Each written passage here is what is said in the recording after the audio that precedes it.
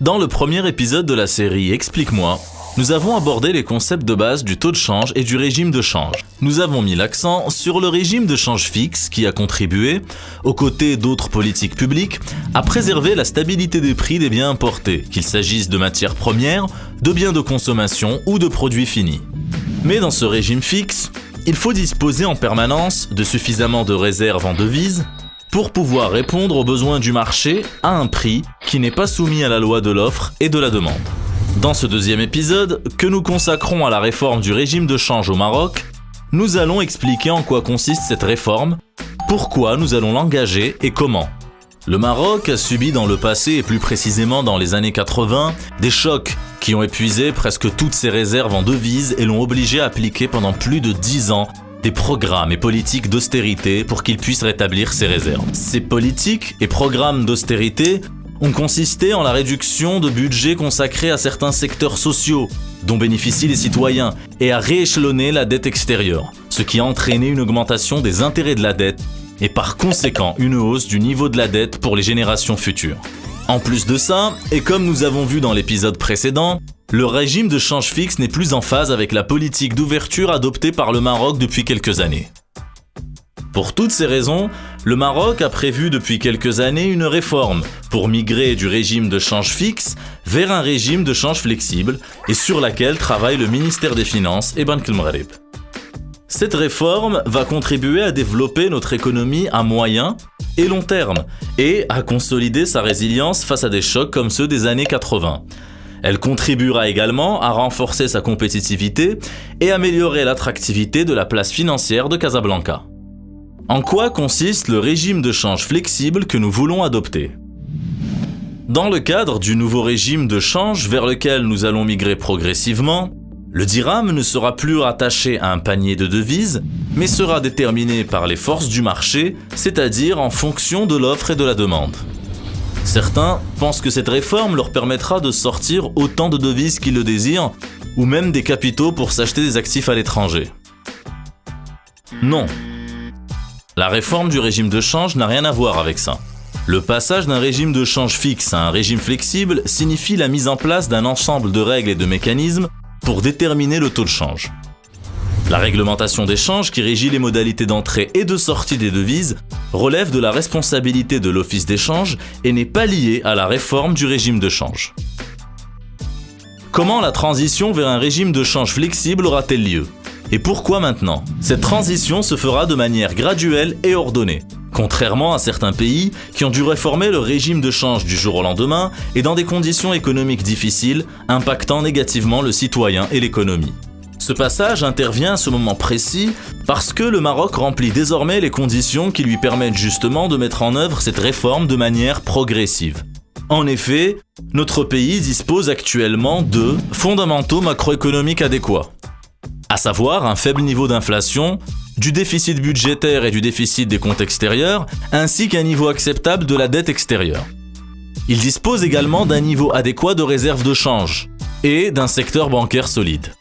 Mais qu'est-ce qu'on entend par passage graduel ? Dans le premier épisode, nous avons vu que la valeur du dirham par rapport à l'euro et au dollar n'est pas fixe à 100%, mais varie dans une bande de fluctuations très limitée.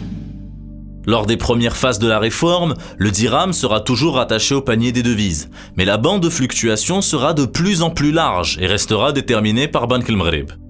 Dans un dernier temps, le dirham ne sera plus rattaché au panier de devises. Cependant, il faut savoir qu'on ne passera d'une étape à une autre que lorsque certaines conditions sont remplies, après évaluation par les autorités financières. La réussite de cette réforme demeure ainsi tributaire de la réalisation de ces prérequis. Mais si lors d'une étape, les conditions ne sont plus remplies, le processus de réforme peut être impacté. Comment ce régime flexible pourrait-il contribuer au développement de l'économie et renforcer sa résilience ? Tout d'abord, il faut savoir que dans un régime de change flexible, la valeur de la monnaie est le résultat de l'offre et de la demande. Autrement dit, si la demande pour une monnaie baisse, sa valeur diminue et vice-versa. Par exemple, lorsque les entrées en devises sont inférieures aux dépenses en devises, cela signifie qu'on consomme plus de monnaie étrangère qu'on en reçoit. Cette demande élevée induit une appréciation de la valeur de la devise étrangère et par conséquent une dépréciation du dirham contre cette devise. Dans ce cas, les produits importés deviennent plus chers, ce qui pousse le consommateur à acheter les produits marocains, contribuant ainsi au développement de l'économie du pays.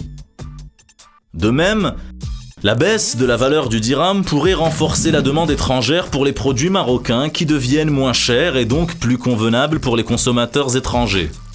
Au fil du temps, la production devra augmenter et le produit marocain deviendra plus compétitif. Ceci permettra de créer plus d'opportunités d'emploi et d'encourager l'investissement au Maroc. Par conséquent, les exportations vont augmenter et les réserves de change atteindront un niveau confortable. Beaucoup pensent que l'introduction d'un régime de change flexible engendrera une baisse du dirham. Non, la valeur du dirham va varier selon l'offre et la demande et en fonction des fondamentaux économiques que nous avons abordés tout à l'heure et en fonction également du niveau des réserves de change.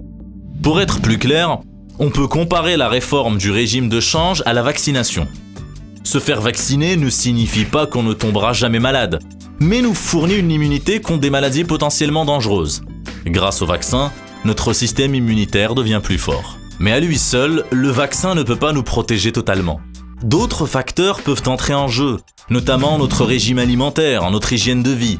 Il en va de même pour le régime de change flexible, qui devra contribuer à renforcer la résilience de notre économie, mais n'est pas une assurance tout risque. Il doit s'inscrire dans une dynamique globale qui comprend des politiques économiques d'accompagnement et la poursuite des réformes structurelles qui permettent de renforcer l'économie et d'améliorer sa performance. De même que le vaccin peut provoquer des effets indésirables, le régime de change flexible, une fois implémenté, peut avoir un impact sur certains secteurs qui sont plus orientés à l'international. Par conséquent, cela peut entraîner une hausse des prix de certains produits. Quelles sont les mesures envisagées pour éviter la hausse des prix ? Il est possible de maîtriser la hausse des prix. En effet, Banque El Maghreb veille à maintenir la stabilité du niveau global des prix à travers sa politique monétaire, qui est l'une de ses missions fondamentales. La stabilité des prix restera l'objectif ultime et la priorité absolue de la politique monétaire, quel que soit le régime de change adopté au Maroc. C'est ce que nous allons voir dans un prochain épisode de la série Explique-moi, où nous allons aborder la politique monétaire et l'approche prospective adoptée par Banque El Maghreb pour prévoir tout risque de hausse des prix à moyen terme et prendre ainsi les mesures adéquates.